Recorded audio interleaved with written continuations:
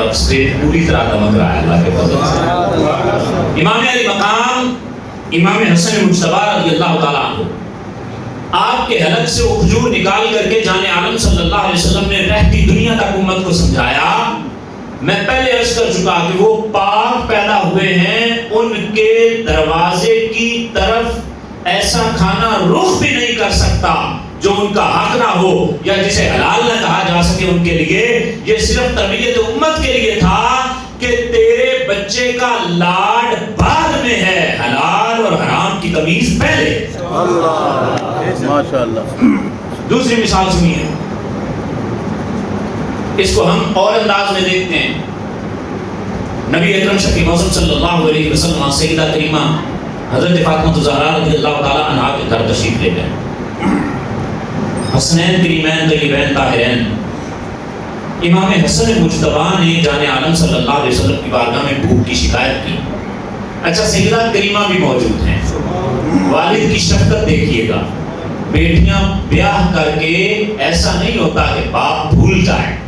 جان عالم صلی اللہ علیہ وسلم تشریف لے گئے اور یہاں سے سماج کے کافی چیزیں سمجھ میں آتی ہیں، مگر میں اپنی عمر کے اعتبار سے ایسی تربیت کرنے کا ابھی اہل نہیں ہوں۔ البتہ یہ بات ہے کہ آپ دیکھیے نبی پاک صلی اللہ علیہ وسلم باقی دو داماد جو ہیں ان کے گھر میں ویسا آنا جانا نہیں ہے جیسا اس داماد کے گھر میں آنا جانا ہے جس کو خود اپنے ہاتھوں سے پالا ہوا ہے اور جو اپنے چچا کا بیٹا ہے۔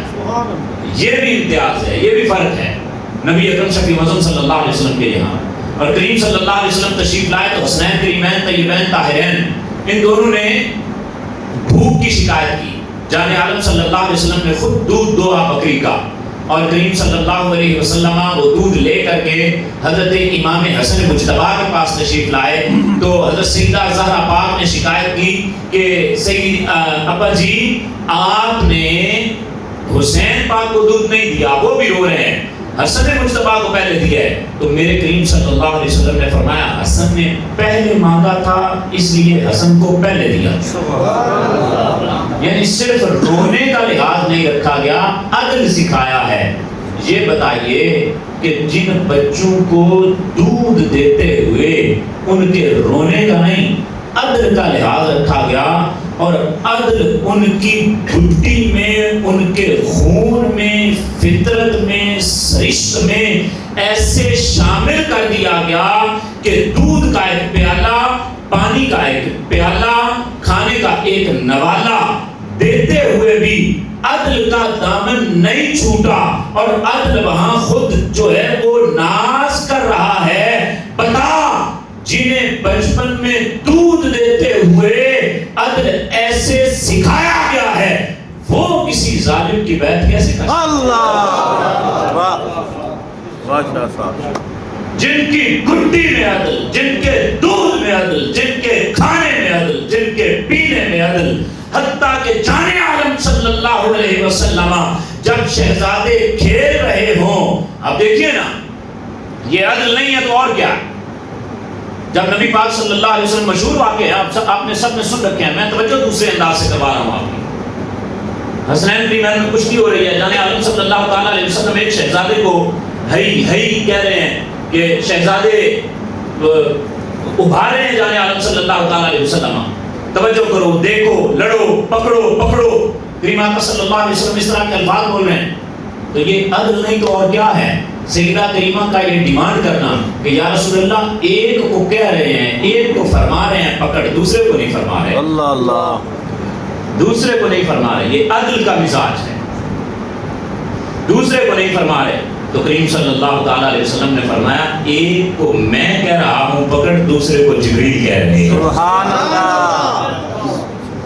وہاں عدل کے اعتبار میں، عدل کرنے میں انصاف، مطلب انہوں نے صرف چپ نہیں کروایا، انصاف کرنا ہوتا ہے یعنی آدھا آدھا بانٹ کے خاموش کروا دینا ہوتا تو حسین پاک کو پہلے دے دیا جاتا کیونکہ وہ رو رہے تھے اور حسن پاک کو بعد میں دیا جاتا۔ نہ جہاں جو چیز بنتی ہے وہاں رکھنا، وَذُو الشَّيْءِ فِي مَحَلِّهِ، شے کو اس کے مقام میں رکھنا، یہ عدل ہے۔ مثال کے طور پہ دیکھیے ایک کتاب ہے، اب رکھی یہاں بھی ہے، اس کو زمین پر رکھا جا سکتا ہے؟ نہیں رکھا جا سکتا؟ نہیں رکھا جا سکتا. وجہ کیا ہے؟ حالانکہ نیچے مصلی ہے، صاف ہے، مگر اس کا محل اور مقام یہ ہے. چیز کو اس کے محل اور مقام میں رکھنا عدل ہے. اس کے محل سے نیچے رکھنا یہ ظلم ہے. محل اس کے مقام مرتبہ کے لحاظ سے وہ مقام و مرتبہ نہ دینا یہ ظلم ہے. اور اہل بیت کے گھروں میں، گھر میں پہلے دن سے عدل سکھایا گیا ہے. نبی پاک صلی اللہ تعالیٰ علیہ وسلم اپنے بچوں کی تربیت فرما رہے ہیں. کریم آقا صلی اللہ علیہ وسلم ان کو یعلمہما القنوت، آقا کریم صلی اللہ علیہ وسلم ان کو قنوت سکھاتے ہیں. حسنین کریمین کو. میرے اور آپ کے پاس بچوں کے لیے ٹائم نہیں ہے. جانے عالم سے زیادہ مصروف کائنات میں کوئی ہو سکتا ہے؟ جن کے یہاں کل کائنات کے کام ہیں، جن کے ذمہ کل کائنات کی ذمہ داری ہے، وہ بھی اپنے بچوں کے لیے ٹائم نکال رہے ہیں، اپنی اولاد کے لیے ٹائم نکال رہے ہیں. حسنین کریمین کو وقت دیتے ہیں میرے کریم. حسنین کریمین کے لیے ممبر چھوڑتے ہیں. اس کو ایک پہلو سے دیکھا گیا، روحانی پہلو سے. ہم اس پہلو کے اوپر بل بوتے پر ہی تو کھڑے ہیں، عقیدت کی بنیاد پر ہی تو کھڑے ہیں، ہمارا آسرا ہی اور کیا ہے. مگر دیکھیے تو صحیح کہ اپنی اولاد کی فکر کر پیارے کریم صلی اللہ علیہ وسلم نے وقت دے کے یہ بتا دیا کہ جنتی جوانوں کا سردار بنانے کے لیے نبیوں کے سردار نے وقت دیا ہے. ان کا غلام بنانے کے لیے تو اپنے بچوں کو وقت دے اور ان کی غلامی میں انہیں جنت کا راستہ دکھا. سبحان اللہ. یہ حسنین کریمین کے بچپن کی شخصیت کا پہلو ہے. وقت گزرا، نبی اکرم شفیع مظہر صلی اللہ علیہ وسلم کا وصال ہو گیا. سرکار صلی اللہ علیہ وسلم کا وصال ہوا تو اب 6 ماہ بعد سیدہ کائنات کا بھی وصال ہو گیا. شہزادوں میں سے ایک کی عمر 7 سال، ایک کی عمر 6 سال. اب جو درمیان میں زندگی ہے، یعنی اتنی روایات بیان کی جاتی ہیں، اس کے درمیان میں جو زندگی ہے امام حسین رضی اللہ تعالیٰ عنہ کی، وہ کیسی گزری. اور اس میں امام حسین رضی اللہ تعالیٰ عنہ کیا کرتے رہے کربلا اور نبی علیہ السلام کے وصال ظاہر کے درمیان. امام حسین رضی اللہ تعالیٰ عنہ جناب صدیق اکبر کے زمانے میں 2 سال اور 6 ماہ کا یہ عرصہ ہے تقریباً. اس میں امام حسین پاک کیا کرتے رہے. آپ حیران رہ جائیں گے کہ یہ 2 مبارک ہستیاں جنہیں پیدائشی جنہوں نے ہوش سنبھالا تو نبی پاک کی گود میں، نبوت کی گود میں انہوں نے پرورش پائی. یہ حضور کی گود میں ہوتے تو قرآن اترتا ہے، یہ جس گھر میں ہوتے اس گھر میں قرآن اترتا ہے. یہ جن کندھوں پہ سوار ہوتے ہیں ان کندھوں پہ بارے نبوت ہے. یہ جو زبان چوستے ہیں وہ زبان وحی خدا بولنے والی زبان ہے. وہ جان عالم صلی اللہ علیہ وسلم کے ساتھ ہر وقت رہنے والے. مگر مولا علی شیر خدا نے ان کے 2 قاری مقرر کیے، ایک عبد الرحمن السلمیش اور ایک عبداللہ بن حبیب المقرئ. عبد الرحمن السلمیش یہ کہتے ہیں کہ کنت مقرئ الحسن والحسین رضی اللہ عنہما، فرماتے ہیں کہ میں پہلے مولا علی کے پاس پڑھتا رہا، مولا علی شیر خدا نے مجھے قرآن پڑھایا اور پھر میں حسن و حسین کو قرآن پڑھاتا رہا. یہاں ہمارے لیے سیکھنے کی بات کیا ہے؟ وہ جنہوں نے نبوت کی گود میں پرورش پائی ہے انہیں قرآن آتا تھا، باخدا انہیں قرآن آتا تھا. ان جیسا قرآن کون پڑھ سکتا ہے؟ مگر اس کے باوجود یہ ضابطہ امت کو سکھایا، یہ امت کو اصول دے دیا، طریقہ اور راستہ دے دیا کہ غافل نہ ہو جائیے گا. جو گود نبوت میں پرورش پا رہے ہیں وہ تمہارے لیے لائحہ عمل مرتب کر رہے ہیں. جب وہ قرآن کسی کے پاس پڑھ رہے ہیں، یعنی مولا علی نے جن بندوں کو خود پڑھایا تھا اپنے ان شاگردوں کی ڈیوٹی لگائی کہ میرے بچوں کو قرآن پڑھاؤ. علی پاک اپنی اولاد کو قرآن پڑھا رہے ہیں. میں اور آپ آج قرآن سے کتنے مفلس ہیں؟ میں اور آپ اپنی اولاد کو قرآن پڑھانے کے لیے کتنی ڈیوٹی دے رہے ہیں؟ حسنین کریمین نے تو قرآن باقاعدہ قرآن کے پاس پڑھا، قاریوں کے پاس، اساتذہ کے پاس پڑھا. امام علی مقام قرآن شریف پڑھتے رہے. اچھا پھر امام علی مقام حالانکہ زبان مصطفیٰ چوسی ہے، یہ آج کا پیر کیسے کہہ سکتا ہے کہ پڑھنے پڑھانے کی ضرورت نہیں ہے، جنہوں نے جان عالم کی زبان چوسی ہے وہ بھی سیدہ عائشہ صدیقہ سے حدیث روایت کر رہے ہیں۔ سبحان اللہ۔ وہ اپنے خالو حضرت ہند بن ابی حالہ، ماموں حضرت ہند بن ابی حالہ، ان سے حدیث روایت کر رہے ہیں۔ کان وصافا لحلیۃ رسول اللہ صلی اللہ علیہ وسلم، یہ جان عالم صلی اللہ علیہ وسلم کا مبارک حلیہ بیان کرتے تھے، کریم آقا صلی اللہ علیہ وسلم کا حلیہ بیان کرتے تھے۔ ان سے امام حسن پاک نے اور امام حسین پاک نے نبی پاک صلی اللہ علیہ وسلم کا حلیہ یہ سماعت کیا ہے۔ اب آپ اندازہ کیجئے، یہاں ایک بڑی دلچسپ بات ہے، امام حسن رضی اللہ تعالیٰ عنہ اور حسین رضی اللہ تعالیٰ عنہ یہ الگ الگ جاتے ہیں اپنے ماموں کے پاس حدیث پاک پڑھنے کے لیے اور نبی پاک صلی اللہ علیہ وسلم کا حلیہ سننے کے لیے، کہ نبی پاک صلی اللہ علیہ وسلم کا چہرہ کیسا تھا، کان کیسے تھے، آنکھیں کیسی تھی، مبارک رخسار کیسے تھے، جان عالم صلی اللہ علیہ وسلم کے لب مبارک کیسے تھے، سرکار کے بال کیسے تھے، زلفیں کیسی تھیں، ہاتھ مبارک کیسے تھے، حسن الکفین والقدمین اذا توجہ اذا تکلم، یہ جان عالم صلی اللہ تعالیٰ علیہ وسلم کا جو پورا حلیہ ہے کہ حضور کے ہاتھ بھرے ہوئے تھے، نگاہیں جان عالم صلی اللہ علیہ وسلم کی سرمگی نگاہیں تھیں، جان عالم صلی اللہ علیہ وسلم کے بال جو ہے وہ نہ زیادہ گھریالے تھے، نہ کریم آقا صلی اللہ تعالیٰ علیہ وسلم کے بال مبارک جو ہیں بالکل سیدھے تھے، فخمن مفخمن، کریم آقا صلی اللہ تعالیٰ علیہ وسلم کے کان مبارک سماعت مبارک اس انداز کی تھی، جان عالم صلی اللہ تعالیٰ علیہ وسلم جب کسی کی طرف متوجہ ہوتے تو پورے اس کی طرف متوجہ ہو جاتے۔ یہ سارا جو حلیہ ہے یہ حضرت ہند بن ابی حالہ نے بیان کیا ہے، اور ان سے سننے والے یہ سبق ان سے پڑھ کے آگے امت کو پڑھانے والے ایک ہستی کا نام حسن پاک ہے، دوسری کا نام امام حسین سبحان اللہ۔ یہ تو پڑھتے رہے، یہ پڑھتے رہے۔ پھر انہوں نے اس دور میں پڑھا ہے، آگے فاروق اعظم رضی اللہ تعالیٰ عنہ کا زمانہ ہے۔ اچھا، صدیق اکبر کے زمانے میں ایک صدیق اکبر رضی اللہ تعالیٰ عنہ سے جو جڑی ہوئی روایت ہے، میں اس کو تھوڑا سا ان کے زمانے کی قید کے ساتھ بیان کر رہا ہوں، اس میں سمجھ زیادہ آئے گا، لطف زیادہ آئے گا۔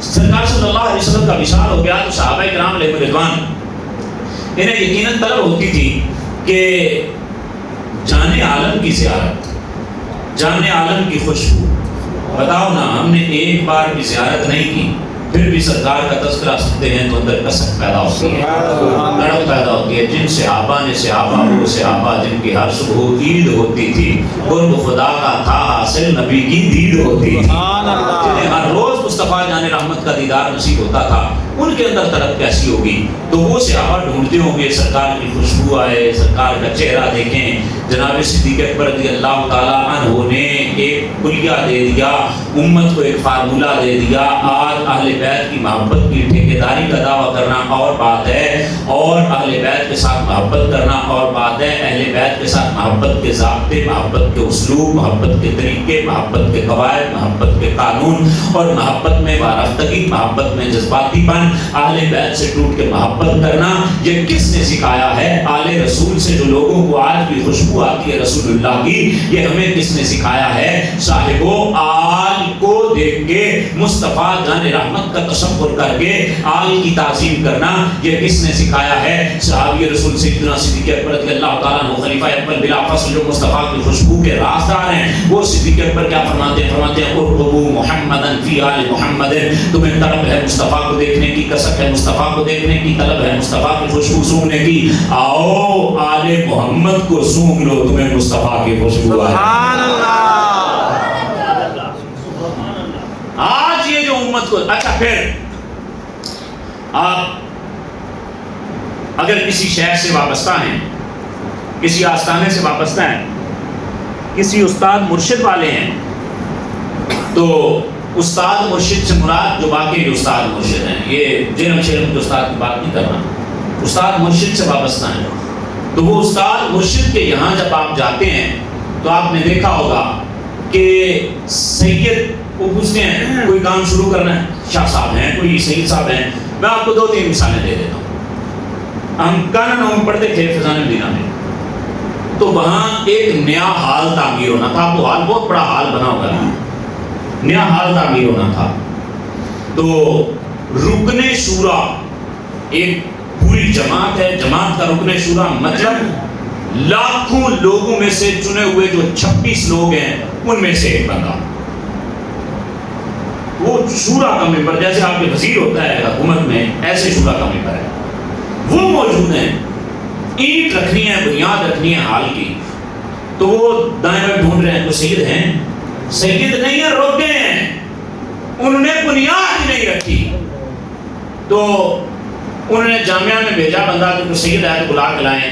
پہلے کمرے میں، اس پہلے سال میں تھا، اب پہلے سال والے بچے کا کیا مطلب، اس کی کیا حیثیت ہوتی ہے، نہ تو میرا نام جانتا ہے، کچھ بھی نہیں جانتا، جا کے انہوں نے آواز دی کوئی سید ہیں، تو ساتھ والے ساتھیوں نے کہا جی یہ سید ہے، مجھے بلا کے لائے، رکن شورا میرا نام تک نہیں جانتے، انہوں نے کہا شاہ صاحب آپ پہلے اینٹ رکھیں گے، وہ پہلی اینٹ میں نے رکھی، یہ کیا ہے، نام نہیں کوئی بندہ جانتا، باپ کا نام نہیں جانتا، کسی نے شجرا نہیں پوچھا، علاقہ نہیں پوچھا، نام بھی نہیں پوچھا، پہلی اینٹ رکھوا دی۔ یہ ضابطہ دینا کہ سید سے پہلی اینٹ رکھوائی جائے، رکن شورا بھی نہیں رکھے گا۔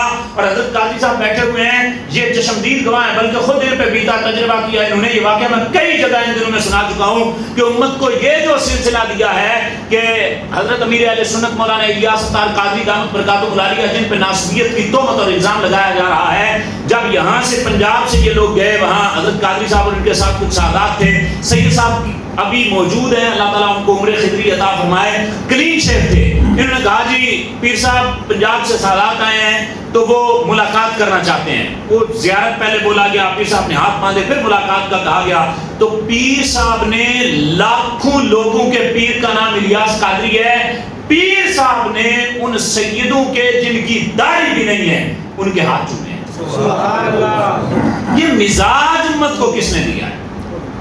یہ مزاج، چیز تقسیم کرنی ہے شاہ صاحب کو بلائیں۔ آج اہل بیت اطہار کی محبت کی دعوے داری کرنا اور ہے، یہ مزاج کس نے دیا امت کو؟ کون ہے جس نے یہ بتایا کہ سید کے جوتے اٹھا کے سیدھے کرو؟ یہ مزاج کسی اور نے نہیں دیا، سرکار فاروق اعظم رضی اللہ تعالیٰ عنہ کا زمانہ ہے، کسریٰ کے خزانے فتح ہوئے، یہ ایران فتح ہوا، ایران کو کلمہ پڑھایا تھا فاروق اعظم نے، فاروق اعظم نے پڑھایا تھا، وہ اپنی ذمہ داری پوری کر گئے تھے، مجوسیوں کو کلمہ پڑھایا تھا، تو مٹی کی تاثیر مگر لوٹ آئی۔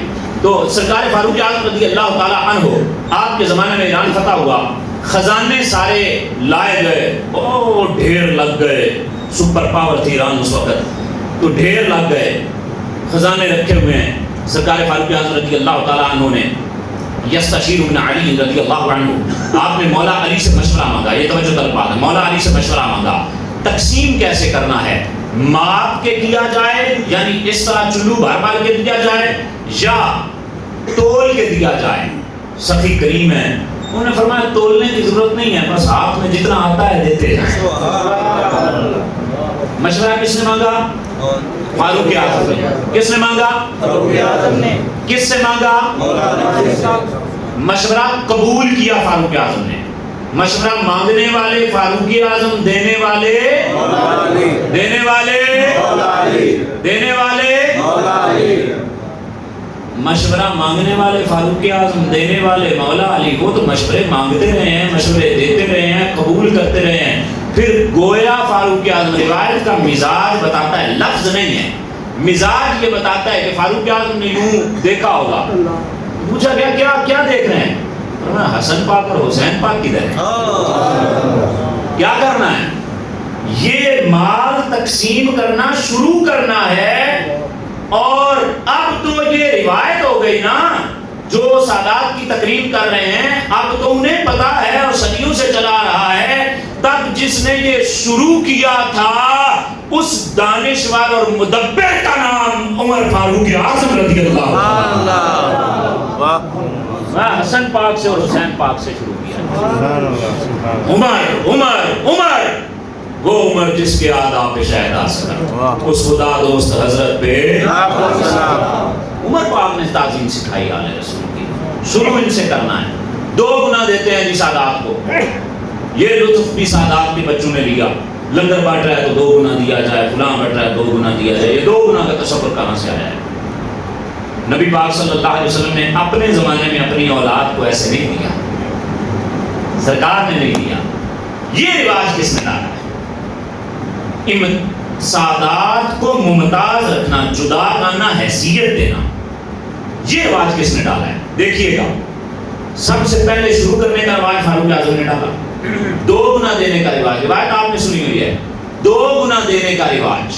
حضرت امام حسن رضی اللہ تعالیٰ عنہ، امام حسین رضی اللہ تعالیٰ عنہ، آپ کا وظیفہ دورہ مقرر کیا گیا دونوں ہستیوں کا بدری صحابہ کے برابر۔ جنگ بدر کب ہوئی ہے؟ سن 2 ہجری میں۔ امام حسن کب پیدا ہوئے ہیں؟ سن 3 ہجری میں۔ امام حسین کب پیدا ہوئے ہیں؟ سن 4 ہجری میں۔ شہزادے پیدا ہی بدر کے بعد ہوئے ہیں، مگر اس کے باوجود سرکار فاروق اعظم رضی اللہ تعالی عنہ نے حسنین کریمین کا وظیفہ بدری صحابہ کے برابر لگایا، عام صحابہ سے 2 گنا لگا کے رہتی دنیا تک یہ پیغام دیا ہے، سیدوں کو جب بھی 2 گنا دیا جائے گا تجھے فاروق یاد آئے گا،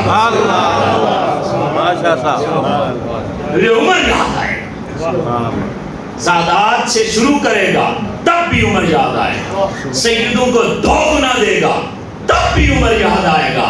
عمر کے نام کی چاہے تکلیف ہو تجھے، مگر عمر کے ضابطے تو توڑ سکتا نہیں، حب اہل بیت میں بھی نہیں توڑ سکتا، حب اہل بیت میں بھی عمر عمر ہے۔ اور پھر دیکھیے امتیاز، پہلی بات شروع کرنا، دوسری بات دورہ دینا، تیسری بات سادات کو نمایاں رکھنا، انہیں اچھی چیز دینا، کوالٹی پر کمپرومائز نہ کرنا، یعنی باقی لوگوں سے انہیں بڑا جاننا۔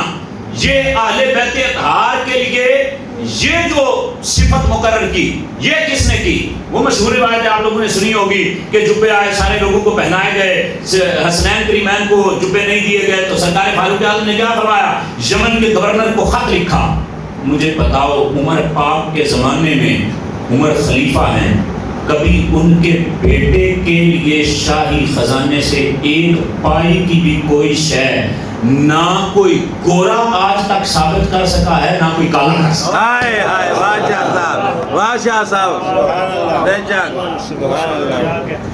گورو نے زور لگایا پورا، آپ کی عقل دنگ رہ جائے گی کہ وہ کتنا زور لگایا انہوں نے سرکار صدیق اکبر کو عمر پاک کی حرمت کو پامال کرنے کے لیے، نہیں کر سکے، نہیں کر سکے۔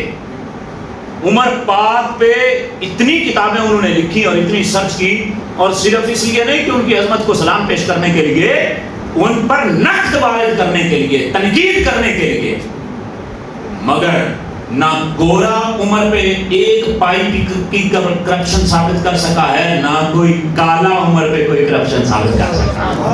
اب اللہ فرمائے اتنے پاک ہیں، اپنے بیٹوں کے لیے 1 پائی کی بھی کوئی شے نہیں شاہی خزانے سے منگوائی، مگر سرکار حسنین کریمین رضی اللہ تعالی عنہ کے لیے یمنی جبے منگوائے۔ پتا چلا کہ سادات کو جو امتیازی حیثیت، جو پریفرنس دی جا رہی ہے، ترجیح دی جا رہی ہے، آج تو سید کو اوپر بٹھا، سید کو چیز الگ تھلگ دے، سید سے پہل کر، سید کو دورہ کھلا، آل رسول کا جتنا اکرام بھی کر لے، جس انداز سے بھی کرے گا، اس کی ابتدا میں تجھے عمر فاروق، اس کی ابتدا میں تجھے فاروق اعظم، وہ جمنی جبے آئے گئے، وہ جملہ بڑا خوبصورت جملہ ہے کہ جمنی جبے آئے، شہزادوں نے پہنے، شہزادوں پہ بڑے سونے لگے، تو سیدنا فاروق اعظم نے کیا ارشاد فرمایا؟ الان طابت نفسی، ہون کلیجے کھٹ گئے۔ فاروق اعظم کے یہ جملے رضی اللہ تعالیٰ عنہ، آپ اندازہ فرمائیں، یہ سرکار فاروق اعظم کا زمانہ ہے، شہزادے پڑھا بھی رہے ہیں اور فاروق اعظم کے ساتھ لاڈ بھی کر رہے ہیں۔ اچھا، پھر آل کو لے کر کے کوئی راز نہیں، کوئی میٹنگ نہیں، کسی قسم کا کوئی پروٹوکول نہیں ہے۔ آل کے لیے، آل رسول کے لیے کوئی پروٹوکول نہیں ہے۔ واقعہ آپ نے وہ بھی سنا ہوا ہے، پروٹوکول توڑ دیا۔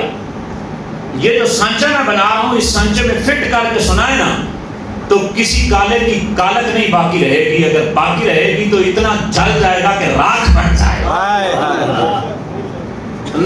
پروٹوکول ختم کر دیا ہے۔ آل رسول آ جائیں تو کوئی پروٹوکول نہیں ہے۔ اور حضرت عبداللہ ابن عمر رضی اللہ تعالیٰ عنہ والا واقعہ کہ امام حسین آئے، اچھا یہ دونوں شہزادوں کے کا ملتا ہے، دونوں شہزادوں کی روایت ہے۔ امام حسین رضی اللہ تعالیٰ عنہ یا امام حسن رضی اللہ تعالیٰ عنہ آئے تو واپس چلے گئے، دیکھا کہ عبداللہ بن عمر دروازے پر کھڑے ہیں، انہیں اندر جانے کی اجازت نہیں ہے، تو ان کے ابا جی اندر مصروف ہیں، تو امام حسین واپس چلے گئے۔ سیدنا فاروق اعظم رضی اللہ تعالیٰ عنہ کی بعد میں ملاقات ہوئی، جب بعد میں ملاقات ہوئی تو فاروق اعظم نے شکوہ کیا کہ شہزادے تشریف نہیں لاتے۔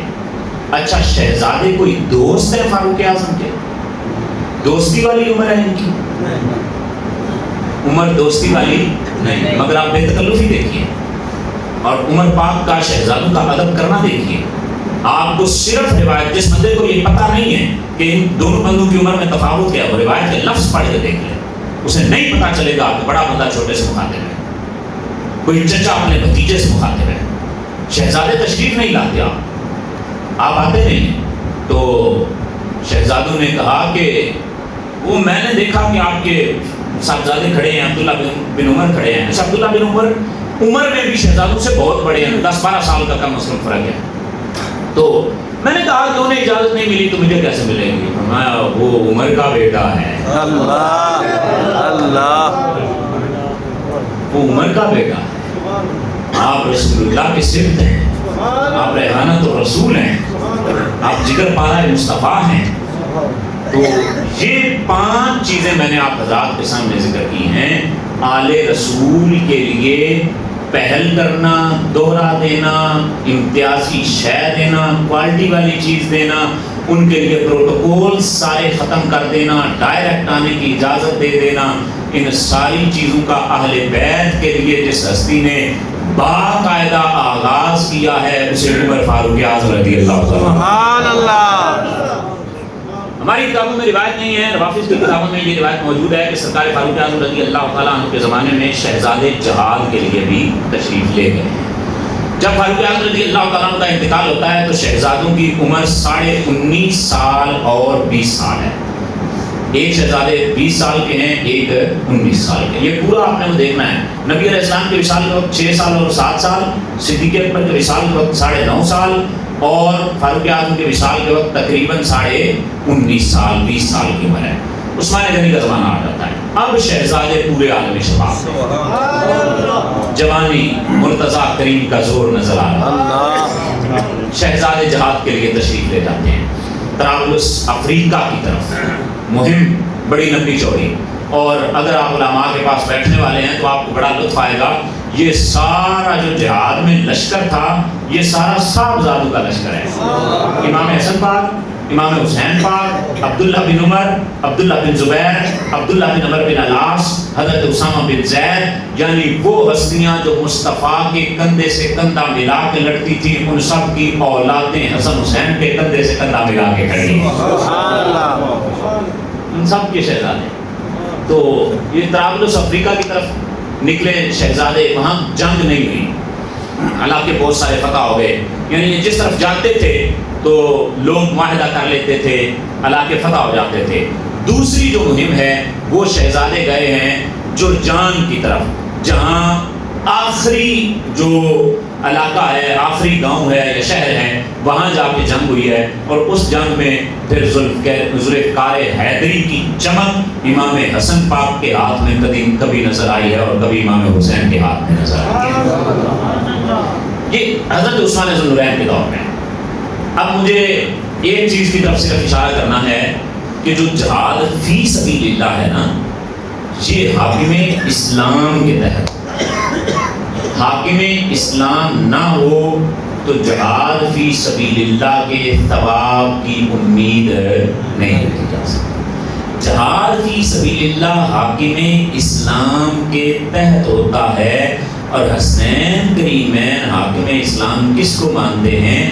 امام حسین ظالم بندے کو حاکم مانتے نہیں، بے شک۔ یہ تو طے شدہ بات ہے نا، ظالم کو تو وہ حاکم مانتے ہیں، ان کا تو استدلال اس آیت سے ہے، لا ینال عہد الظالمین۔ اور دوسرا امام علی مقام میں میں خطبہ حضرات کے سامنے رکھوں گا، جس میں امام علی مقام رضی اللہ تعالیٰ عنہ نے کربلا کے میدان میں یہ فرمایا کہ نبی پاک صلی اللہ علیہ وسلم نے ارشاد فرمایا، من رعا منکم سلطانا جائرا مستحلا لحرم اللہ محرما لحلال اللہ، اور کما قال علیہ السلام فرمایا کہ جب تم ایسے بندے کو دیکھو، ایسے ظالم حاکم کو دیکھو کہ جو اللہ کے حرام کو حلال کر رہا ہے، حلال کو حرام کر رہا ہے، اور پھر اگر تم میں سے کوئی اسے نہ روکے تو اللہ پر ہے جسے اللہ چاہے اسے جہاں چاہے داخل کر دے، یدخلہ مدخلہ، اس کے جو ٹھکانہ ہے اسے وہاں بھیج دے۔ تو امام جو ہیں، اور پھر آگے امام علی مقام نے یہ ارشاد فرمایا ان ہؤلاء قوم ترکوا طاعۃ الرحمن والتزموا طاعۃ الشیطان، یہ وہ لوگ ہیں جنہوں نے رحمان کی اطاعت کو چھوڑ دیا ہے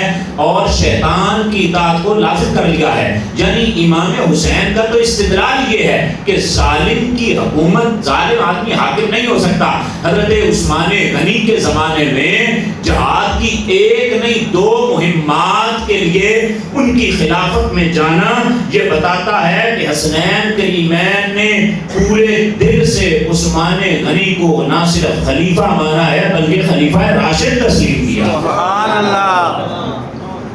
حضرت عثمان ذو النورین کے زمانے میں ان دونوں مقدس ہستیوں نے حضرت عثمان غنی کا پہرا دیا، 40 دن تک محاصرہ رہا، ان دونوں مقدس ہستیوں نے پہرا دیا۔ میری ناقص ترین معلومات کے مطابق مولا علی نے کبھی بھی اپنے مبارک شہزادوں پر ہاتھ نہیں اٹھایا، نہ کبھی تھپڑ مارا اور نہ کبھی ویسے ہاتھ اٹھایا۔ جب عثمان ذو النورین شہید ہوئے، مولا علی تشریف لائے، مولا علی نے حضرت امام حسن کے سینے میں مکہ مارا اور فرمایا کہ تم کیا کر، یہ مولا علی کے الفاظ ہیں امام حسن کے لیے، باپ کے اپنے بیٹے کے لیے الفاظ ہیں۔ فرمایا تم کیا کر رہے تھے، کہاں تھے، تمہارا چاچا شہید ہو گیا، تمہارا چچا شہید ہو گیا، کہاں تھے تم لوگ؟ تو عرض کی کہ ابا جی وہ پچھلی طرف سے آئے ہیں۔ یعنی کہنے کا مقصد یہ تھا کہ سامنے سے آتے تو پھر حسن اور حسین کی تلوار سے آگے بڑھ سکتے۔ جی اس قدر حضرت عثمان ذو النورین سے گہرا تعلق ہے، عمر فاروق سے اس قدر گہرا تعلق ہے، اور صدیق اکبر سے اس قدر گہرا تعلق ہے۔ پھر مولا علی کا زمانہ آیا، اب پاک شہزادوں کی عمر کتنی ہے؟ 32 سے 34 سال، 32 سال تقریباً۔ مولا علی کے ساتھ دونوں شہزادے۔ اب آپ تھوڑے سے ذرا توجہ آپ کی چاہیے، گرمی بہت زیادہ ہے مگر مجھے آپ حضرات نے 1 گھنٹے کا کہہ رکھا ہے، میں تو ویسے اپنا مضمون تقریباً بیان کر چکا ہوں، گرمی کافی زیادہ ہے، مجھے اس چیز کا احساس ہے۔ بالکل ٹھیک ہو جاتا ختم ہو جاتا، توجہ فرمایا، توجہ فرمائیں، یہ ایک ترتیب ہے، سیکوینس ہے امام حسن و حسین کی عمر کا، اور اس دورانیے میں جو مزید جو کام ہیں وہ امام حسن و حسین مسلسل کرتے رہے ہیں۔ پہلے میں عمر کے اعتبار سے زمانی ترتیب سے مکمل کر لوں۔ مولا علی کا زمانہ آیا، مولا علی کے زمانے میں حضرت علی شیر خدا کے زمانے میں فتنہ برپا ہوا اور مسلمانوں کی کچھ آپس میں بھی جنگیں ہوئی۔ جو آپس میں مسلمانوں کی جنگیں ہوئی ان کو سمجھنے کے لیے صرف یہ ایک بات اگر آپ پلے باندھ لیں تو یہ کافی واقف ہے۔ کیا بات ہے؟ جو آپس کی جنگیں ہیں ان میں مولا علی کی رائے یہ تھی کہ ہمیں میدان میں نکلنا چاہیے۔ میں آپ کو ایک نہیں کئی حوالہ جات دکھا سکتا ہوں۔ امام حسن مجتبی کی رائے یہ تھی کہ والد گرامی ہمیں میدان میں نہیں نکلنا چاہیے بلکہ مذاکرات کرنے چاہیے، بات چیت کرنی چاہیے، تلوار نہیں اٹھانی چاہیے۔ ایمان سے بتا، تھوڑا دماغ حاضر رکھیے گا، یہ نہ ہو کہ آپ جہاں ہاں کرنی ہے وہاں نہ کر دیں، جہاں نہ کرنی ہے وہاں ہاں کر دیں، پورے دماغ کی کھڑکیاں کھول کے بیٹھیے گا۔ مجھے یہ بتائیے کہ امام حسن کی رائے مولا علی سے مختلف ہو گئی، مولا علی کی رائے سے مختلف ہو گئی۔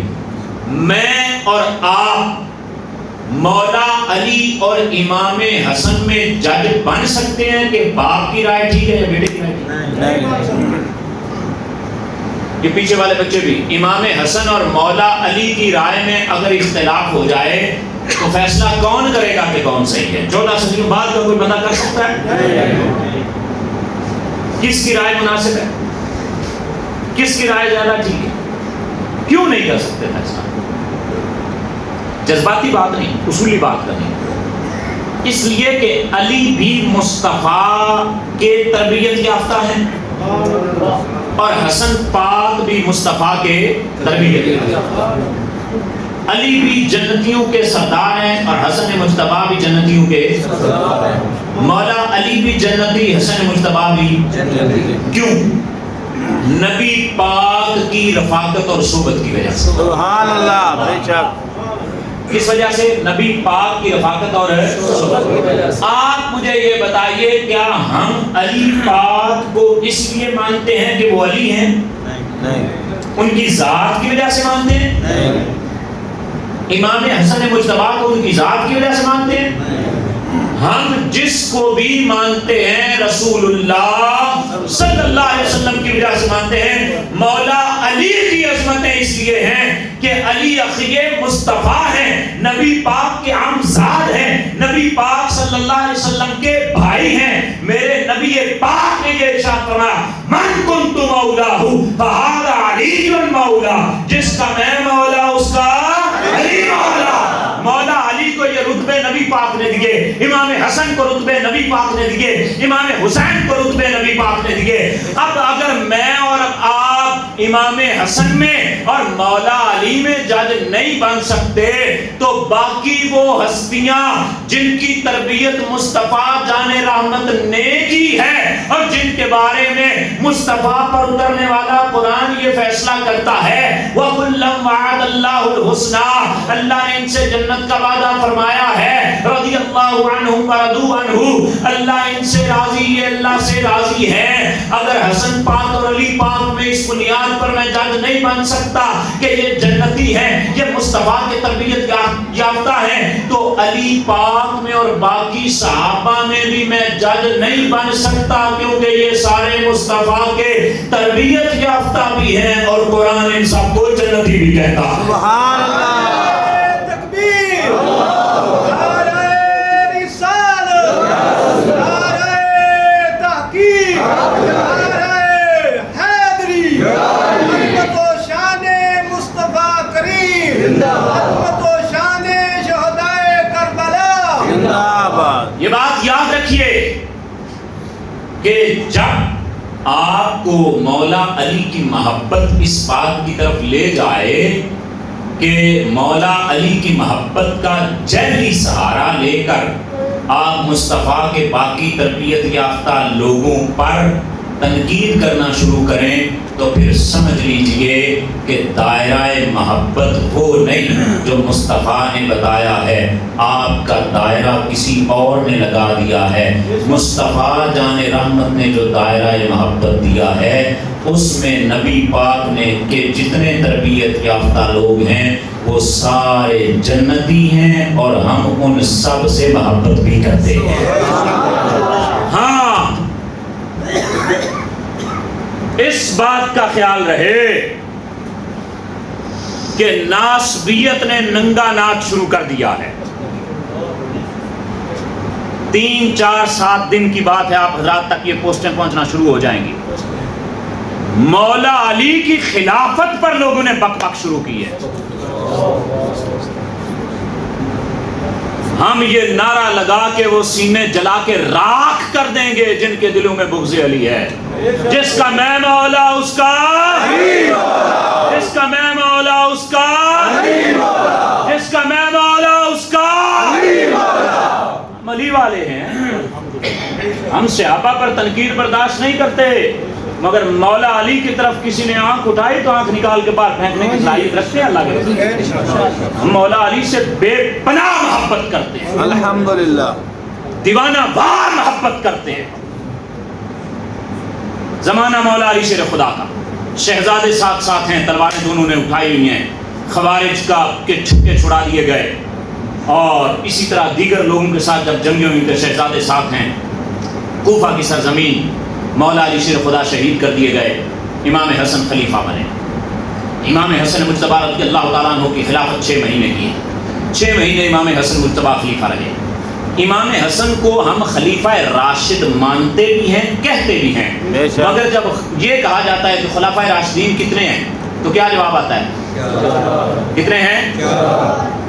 تو اس پہ آج 12-13 صدیوں بعد بعض لوگوں کو خیال آیا کہ نہیں خلفائے راشدین تو 5 کہنے چاہیے، امام حسن بھی خلیفہ راشد ہیں تو پھر ہم ان کو ساتھ کیوں نہیں شامل کرتے؟ پیارے، یہ خیال آپ کو آ جا رہا ہے 12 صدیاں پہلے علامہ عینی عمدۃ القاری کے اندر، بہت صدیاں پہلے علامہ عینی عمدۃ القاری کے اندر یہ بات کر چکے ہیں کہ بھائی امام حسن کا الگ سے ذکر کیا جائے گا تو ہم انہیں خلیفہ راشد کہیں گے، اور الگ سے نام لیا جائے گا، سوال پوچھا جائے گا تو ہم کہیں گے کہ ان کی خلافت راشدہ ہے، لیکن جب اکٹھا بولا جائے گا تو پھر ہم یہ کہیں گے کہ امام حسن کی خلافت مولا علی کی خلافت کے تابع ہے، وہ علی پاک ہی کی خلافت ہے جس کو امام حسن نے مکمل کیا۔ سبحان اللہ۔ امام حسن پاک 6 ماہ تک خلیفہ رہے، حضرت امیر معاویہ رضی اللہ تعالیٰ عنہ خلیفہ بن گئے، حاکم بن گئے، حکمران بن گئے، اور ان کو امام حسن نے بنایا۔ جن کوفیوں نے مولا علی کو شہید کیا تھا، ان کوفیوں نے امام حسن رضی اللہ تعالیٰ عنہ کو کہا یا مذل المومنین یا علی المومنین نعوذ باللہ من ذالک۔ یاد رکھو یہ جملہ کہیں آپ کو کام آئے گا، کہیں آپ سنیں گے کبھی تو کام آئے گا۔ یہ کوفی ہیں جن کی اہل بیت سے محبت مفاد پرستی کی بنیاد پر تھی۔ جب تک مولا علی حاکم رہے کوفی مولا علی کے ساتھ، جب تک امام حسن حاکم رہے کوفی امام حسن کے ساتھ۔ جیسے ہی انہوں نے حکومت امیر معاویہ کی سپرد کی، انہوں نے امام حسن کو گالیاں بکنا شروع کر دیا۔ پھر ان کو امید لگی کہ شاید یزید کے خلاف، اچھا کوفیوں کے پاس کوئی یودھے نہیں ہے یزید کے دور میں، امام حسین رضی اللہ تعالیٰ عنہ کے بارے میں ان کو امید لگی کہ شاید امام حسین رضی اللہ تعالیٰ عنہ حاکم بنے تو ہمیں کچھ مل جائے، تو انہوں نے امام حسین کو خطوط لکھے اور امام حسین کو بلانا چاہا، اور جب انہیں پتہ چل گیا کہ یزید تو کنٹرول کر چکا ہے اور ہم مارے جائیں گے تو امام حسین کا ساتھ بھی چھوڑ دیا۔ تو یہ کوفہ میں اہل بیت کی محبت مفاد پرستی کی بنیاد پہ تھی، مکہ میں رسول اللہ کی محبت اخلاص کی بنیاد پر تھی۔ جس ابو بکر نے پہلے دن مصطفیٰ کو چنا تھا آج بھی مصطفیٰ جان رحمت کے ساتھ۔ سبحان اللہ۔ دکھا کوئی کوفی حرم حسین میں ہمیں، حرم کربلا میں امام حسین کے ساتھ کتنے کوفی سوئے ہوئے ہیں؟ کوفیوں کی محبت مفاد پرستی کی بنیاد پر تھی، اور جن کی محبت مفاد پرستی کی بنیاد پر تھی وہ حسین کے مخالف کھڑے تھے۔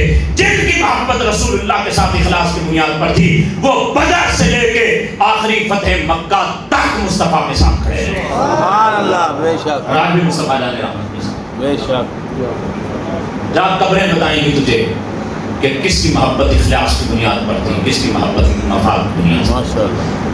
دو باتیں آخری سے فرض کر کے بات کو ختم کرتے ہیں۔ امیر معاویہ رضی اللہ تعالیٰ عنہ کا زمانہ آیا، امام حسین رضی اللہ تعالیٰ عنہ کا ایک اور عمل جو ہمیں کچھ سکھاتا ہے کہ حسینی کیسے ہوتے ہیں۔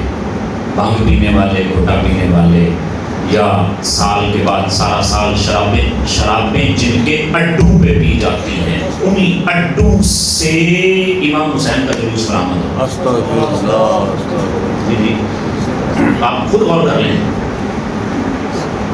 جو لوگ شراب کے بیوپائی ہوں پورے علاقے میں، میں کسی ایک کا تعین کر کے نہیں کہہ رہا، کسی کو لگ رہی ہے تو لگ جائے، میرا کیا قصور ہے۔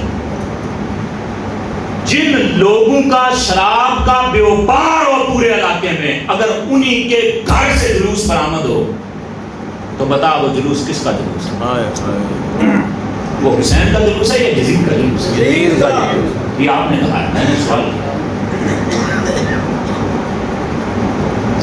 جن اڈوں پہ زنا کیا جاتا ہو سارا سال، مرکز ہو، وہاں سے اگر جلوس برآمد ہو، یہ دیکھنا آپ نے کہاں کہاں سے ہوتا ہے۔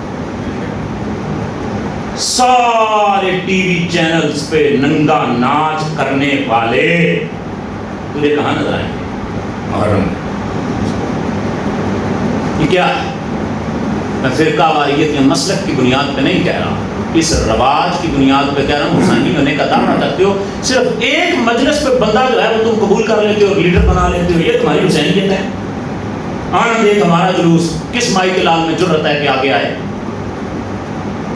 ہم تھوڑے ہوں یا زیادہ ہوں، ہمارے ربیع الاول کے جلوس میں فرنٹ پہ وہی آئے گا جو سارا سال دین کے لیے قربانی دے۔ اللہ بے شک۔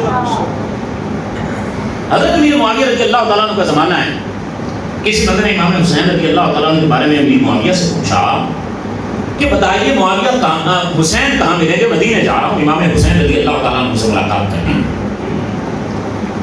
امام علی مقام سے ملاقات کرنی، کہاں ملیں گے؟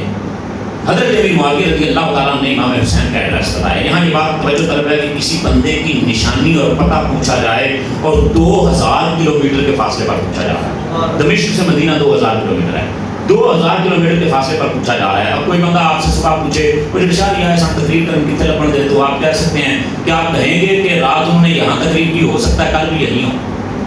جو کام کبھی کبھی کیا جائے وہ بندے کی علامت اور نشانی بنتا نہیں۔ پکی نشانی وہی ہوتی ہے جو کام روزانہ کی بنیاد پہ کیا ہے۔ 2000 دور بیٹھے ہوئے امیر معاویہ دو باتیں توجہ طلب ہیں۔ ایک تو یہ کہ جو وہ بات کریں گے اس کا مطلب ہے کہ حسین کا روزانہ کا معمول ہے۔ دوسری بات، اگر بندہ کسی سے بغض رکھتا ہو، کسی شریک کا یا کسی دشمن کا کوئی پتہ پوچھے تو بندہ آگے سے کہتا ہے چاٹ دفعہ کر بناؤ دے بارے کی پوچھنا وہ تے آئیں گئی تو آئیں گئی۔ امیر معاویہ رضی اللہ تعالیٰ عنہ سے جب اس بندے نے پتہ پوچھا تو امیر معاویہ کیا کہتے ہیں؟ فرماتے ہیں اذا دخلت مسجد رسول اللہ صلی اللہ علیہ وسلم فرأيت فيها ناس كأن على رؤوسهم الطيور كأن على رؤوسهم الطيور وفيها أستاذ ليس بها الهزيل او كما قال فرمایا کہ جا مسجد نبی میں داخل ہو جا، مسجد نبی میں جا کر کے جب تو دیکھے گا تو وہاں ایک حلقہ لگا ہے، اس حلقہ میں لوگ بیٹھے ہوئے ہیں۔ لوگ کیسے بیٹھے ہوئے ہیں؟ کرنا اللہ روشی الطیور، ان کے سروں پہ گویا پرندے بیٹھے ہیں، ساتھ نہیں ہلاتے کہ پرندہ اڑ نہ جائے، ایسے جم کے بیٹھے ہیں، کان بھی استاد کی طرف لگائے ہیں، نگاہ بھی استاد کی طرف لگائی ہے، دل بھی استاد کی طرف لگایا ہے، نہ سر ہلتا ہے نہ دھاڑے ہلتا ہے، جم کے بیٹھ گئے ہیں، سامنے استاد ہیں۔ لیسا بالحزین، ان کی گفتگو میں کوئی جھول نہیں ہے، کوئی کمزوری نہیں ہے، کوئی نرمی نہیں ہے، ان کی گفتگو بڑی واضح، صاف، شستہ، فصاحت و بلاغت کا بہتا دریا ہے۔ وہ گفتگو کرتے ہیں تو شاگردوں کے دل مول لیتے ہیں، ان کے دماغوں پہ قبضہ کر لیتے ہیں، اور ان کو مسند تدریس کے بے تاج بادشاہ ہیں۔ اس کی جتنا اس کو کھول سکتے ہو کھول لو۔ امام حسین کے پاس امیر معاویہ وہ اپنے تاج اور تخت پہ بیٹھ کے کر رہے ہیں اور کوئی نقشہ کھینچ رہے ہیں۔ سادے لفظوں میں کہوں تو یہ فرمایا جا مسجد نبوی میں جو حلقہ مصطفیٰ کے حلقے کا منظر پیش کر رہا ہو وہ حلقہ حسین کا حلقہ ہے۔ پڑھانے والے استاد بادشاہ کا نام حسین ابن سبحان اللہ، سبحان اللہ، سبحان اللہ۔ ابن کثیر نے لکھا ہے کہ یافدون علیہ الناس یقدمون الیہ، کثرت سے لوگ امام حسین رضی اللہ تعالیٰ عنہ کے پاس آتے تھے، وفد کے وفد آتے تھے پڑھنے کے لیے۔ آل رسول وہ ہیں جو قرآن پڑھتے ہیں، پڑھاتے ہیں، حدیث پڑھتے ہیں، پڑھاتے ہیں، یا کم از کم اس کی پہراداری تو کرتے ہیں، اس کی لاج تو رکھتے ہیں۔ ایک بات ہوگی، دوسری اور آخری، امام حسین کا ایک خطبہ، آپ کی بھی بات رہ جائے، گھنٹہ بھی آپ کا پورا ہو جائے۔ امام علی مقام ایک خطبہ دیتے ہیں، اس میں امام علی مقام رضی اللہ تعالیٰ عنہ نے کربلا آنے کی وجہ بھی بیان کی ہے، یزید کی بیعت نہ کرنے کی وجہ بھی بیان کی ہے۔